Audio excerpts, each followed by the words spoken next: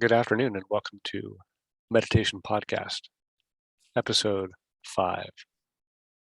I'm Peter. I'm Jeff. And this is Charlie Brown and Lucy, for those of you who don't know. What's the message there? I don't know. This one always confuses me. Well, ironically, since you were reading Vivekananda earlier today, it was from his book, Raja Yoga, where I got that datum about when concentration becomes meditation in terms of time. Now, this is just, I suppose, his interpretation, but he stated, if you can focus your awareness or concentrate on something, on one object for 12 seconds, we would probably call that concentration, dharana. And if you can maintain that concentration on that singular object to the successful and complete exclusion of all other inputs, distractions, objects, then that's 12 times 12 seconds, or 144 seconds, maybe call it 2.5 minutes on the same object. That's meditation, or dhyana. He goes on to say another 12 times that, whatever 12 times 144 is. I think it's around 25 minutes. He says that's when samadhi is somewhat reproducible. Anyways, moving right along, what are we talking about today? Are you breathing right now? How many times throughout the day do you find yourself not breathing? So today we introduce a technique called mantra, or sound repetition. It's a concentration technique. One of my teachers indicated to me it would be useful, since I have a very busy mind growing up in the West, to add to my practice, where previously I was really more focusing on just breath, which was profound, but more subtle. He indicated mantra would be a little more noticeable in its effects. And I believe a lot of cultures have various forms of mantras. So we'll discuss a little bit about the definition and etymology of that word, mantra. Introduce a counting method, how many times you repeat the sound or series of sounds. Talk a little bit about what mantras mean and how they evolve over time in your practice, from first saying it out loud externally, and then later on silently generating that sound internally, or maybe even just the sort of root of the sounds to produce vibrations. This is another topic. Advanced meditations combine mantra with body mindfulness. That's a debatable term, body mindfulness, but the word is nyasa, is a good word to know, Nyasa, which is a yoga about placing the mantra within, in various locations of the body. It's an interesting concept. It's a little bit of a foreign concept, I think, for people in the West or scientifically minded people. But if you can get by that and just start practicing it, it produces interesting psychophysiological phenomena. And then we'll introduce bija. Bija means seed mantras. These are some Sanskrit sounds, and I'm guessing other languages also have seed mantras. These are ones that are pretty commonly known. And then we'll do several simple mantra exercises. Jeff, any thoughts before we? Yeah, I just thought of one thing to add. I don't know how true this is in yoga, but in Buddhism, mantras range. There's a range of meaning in them. From they can just be a syllable that you're repeating just for the purposes of concentration, to they can have some meaning in them, to they can almost be like magical spells sometimes. Hmm. And so if, depending on what you're comfortable with your mantra, you can treat it in different ways, and that's Okay. fine. Like, it's definitely, there's a wide range of uses for the mantras. Yeah, make it your own thing. Cast spells. Really, what I learned was more their vibrations. That, well, I'll just leave it at that. They're just vibration. The vibrational effect was more of interest, perhaps, than the exoteric, external meaning of it. But yeah, a lot of different uses for them, like Jeff said, maybe prayers, intentions. So, wow, this is a huge slide, and I apologize. I've probably violated every rule in the world on how much content to put on a single page. But we can just hang out here for a while. Mantra, what is the word? An instrument of the mind. It could be a single syllable or an utterance. And there's that word bija again, root or seed syllable. Could be a sequence of sounds that is repeated for usually a measured duration, either in time or a fixed number of repetitions. And then many traditions utilize mala beads,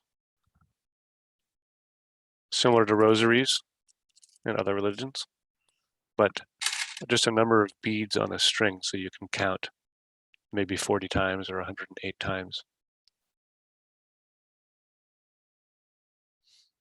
The etymology of the Sanskrit term mantra, I believe, literally means instrument of thought. There's a lot of different meanings for it. It comes from manas and tra. Man, to think or mind, and tra, which indicates instrumentality, or faculty, like an ability, or the place where the process is performed. So where is it that the mind is? What are the thoughts that are happening? I like to interpret it as a mental tool.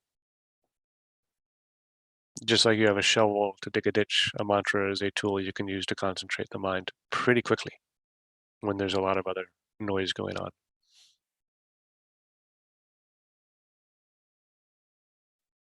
How long do you say a mantra? These are numbers, I believe, commonly taught in the yoga tradition. That's where I learned it. Maybe 40 repetitions, maybe 108 repetitions. The numbers sound arbitrary, and perhaps they are. Maybe they simply represent the fact that you should try a mantra for more than one or two times. Try it for a while. And not just a while at each time, but maybe multiple days in a row in order to get some more tangible results. Or maybe there are meanings to these quantities that aren't readily understood. I've definitely heard many stories. Also, I've heard the numbers related to cosmological phenomena. But, maybe it's just more simply, you got to do something for a while to achieve a stable experiential result. It's also useful to practice this and other forms of meditation when it's quiet. For example, sunrise or sunset. And I think successful mantra practices are usually 40 days or 3 months or even longer. One note, there's a word JAPA, which is a good word, JAPA, which is, it's basically a mantra practice where you sit down every day and repeat your mantra 108 times. And you have a set of beads, mala beads, which have 108 beads. And that's a japa type practice. And then you'll find after a period of time of doing it, like if you commit to it and successfully do it, something called a japa occurs, where the mantra just suddenly shows up in your mind, and then you start doing it more or less ad hoc. So that's an a japa practice. To first start practicing a mantra, it's useful to say it out loud in the beginning. And some people like to get together in devotional groups, singing groups, chanting groups, and sing them together. Later on, though, in your practice, they start to become silent intonations. It's hard to say silently say it, because usually when you say something, it's out loud. But if you say it silently within, and even more advanced, after you start repeating a mantra, or even if it's just a seed syllable, you can start to get the idea of placing that sound somewhere within the body. Again, a very controversial idea, but it's one of those things that if you practice it, you just try it like an experiment, true to the scientific method.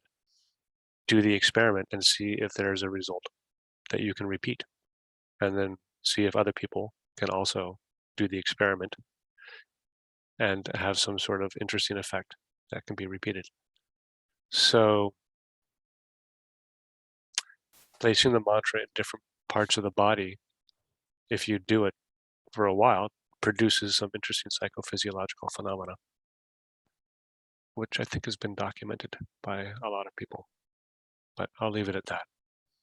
So here are those bija, or seed sounds, and you often find them depicted over the body of a human, along the spinal cord, starting at the bottom, moving to the top.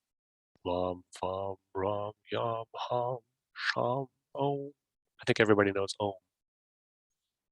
And I also put in there's om, aum in Sanskrit, very similar to amen in Aramaic, which is similar to amin in Arabic, and ahoy in pirate.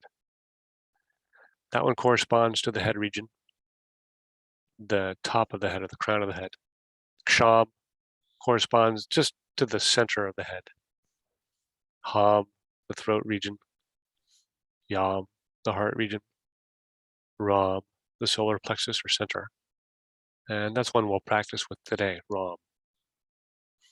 And Vam, a little bit lower, the sacral area, and then Lam, the root. Finally, and this is a contra, or just a warning, contraindication. It's recommended to start with lower regions if you're going to try to do the body-based version, where you're chanting a mantra and placing it in the body before you get to upper regions. If I can be a little more specific, I think a lot of people, when they're introduced to some of these ideas like mantras, and also placing mantras within the body, invariably you're going to come across a lot of terms, concepts, spiritual words like the third eye, which have a lot of meanings. Some of it's debatable, some of it is pseudoscience, fantasy, but perhaps some of it has value that should be investigated. So a lot of people rush, they get excited by the third eye and spend all their time meditating on the third eye without any of the rest of the grounding of the framework, the scaffolding necessary to support that kind of work. So what I was taught, and I was specifically taught this by a Taoist meditation teacher. His name was Mantak Chia. That it's always safe to meditate somewhere in the belly area or the center area, somewhere below the belly or behind the belly. I believe in some Japanese meditation methods, they call that the Hara, Hara. I believe in the Taoist meditation methods, they call that the Tantian, or the lower Tantian, Tan or Dantien. In the yogic traditions, they call that location the Manipura chakra. So that's a safe place to always rest your awareness if you decide to pursue some of these body-based meditations. But the focus of this presentation is more about the mantra And then in a future episode, we'll talk more about some of the body-based meditations. Whew. That was a long-winded explanation. Jeff, what say ye? I have nothing to add. I think we've beat that horse. Wow. So should we do some mantra practice? Yep. All right, so this is exercise 1. Out loud, repeat the sound Ram, R-A-M, Ram. And just for pronunciation, they look like they might say lamb, bam, ram, but it's actually lam, lam, ram, yam, ham, sham, om. Sort of a long, drawn-out sound. We could probably spell it R-A-H-M or L-A-H-M. And we'll just do it 8 times, so you get the idea. Here we go. Ram, ram, ram, ram, ram, ram, ram, ram. That's it. Now try and do it 8 times silently. Silently repeat the sound Ram.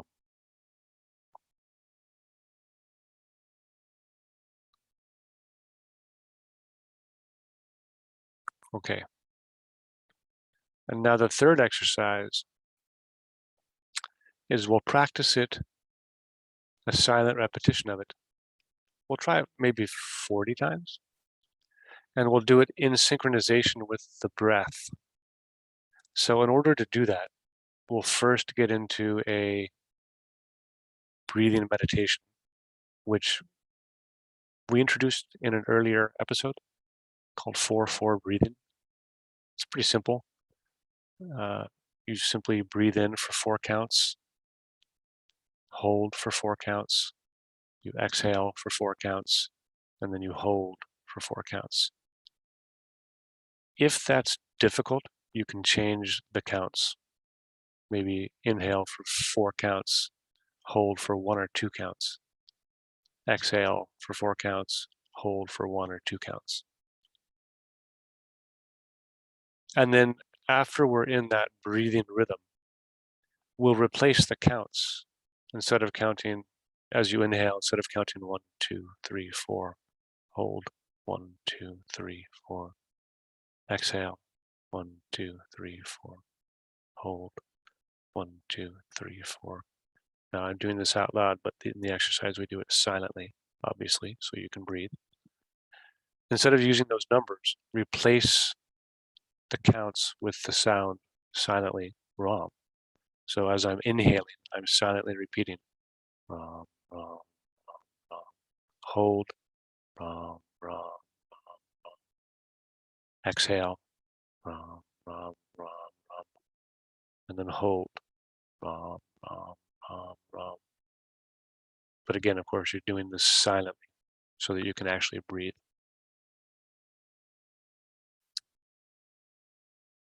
Okay, let's begin. So sit comfortably with your back, neck, and head in a straight line. Try to keep your back and spine as straight as you can, either in your chair or on the floor. Close your eyes. Touch your tongue to the roof of the mouth. Inhale. 2, 3, 4. Hold. Exhale. 2, 3, 4. Hold. Inhale. Hold. Exhale.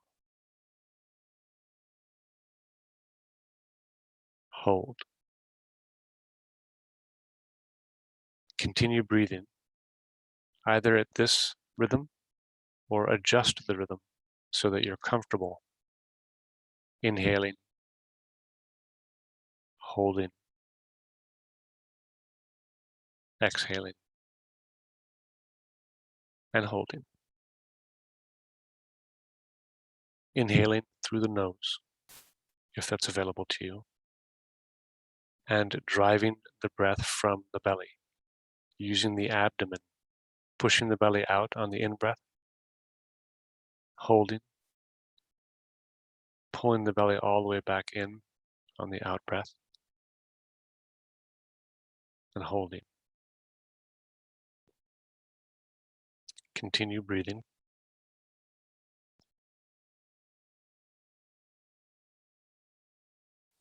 Now, as we're doing the breaths, silently repeat the sound, rom, rom, rom, rom, either 4 times or another number on your inhale. Silently repeat that sound on the hold after the inhale. Silently repeating that sound, rom, on the exhale, and silently repeating that sound on the hold after the exhale, before the inhale. Let's continue to do this for a few minutes. Again, sitting with the back straight, inhaling through the nose, using the belly to drive the breath, and silently repeating the sound, rom, in coordination with our breath. Along the inhale, the pause or space in between the inhale and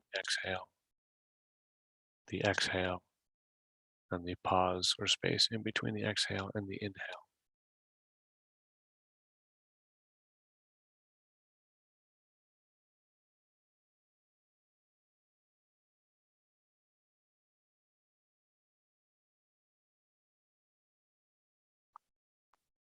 Sitting with the back straight, driving the breath from the belly,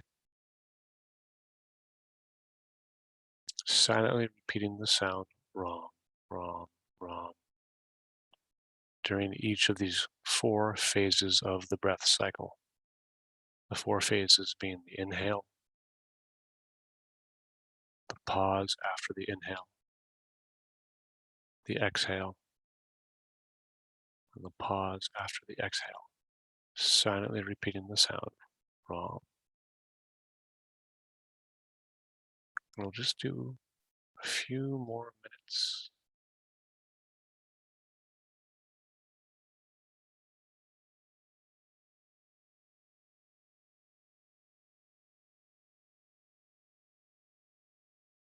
Keeping the back straight, inhaling through the nose, driving the breath from the belly. Silent repetition of the sound, rom, as you breathe.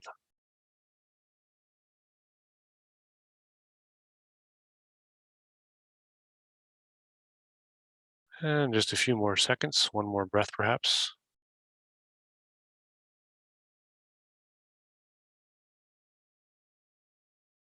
And open your eyes. So that concludes episode 5 of Meditation.Podcast on the mantra. Please join us for episode 6. Jeff?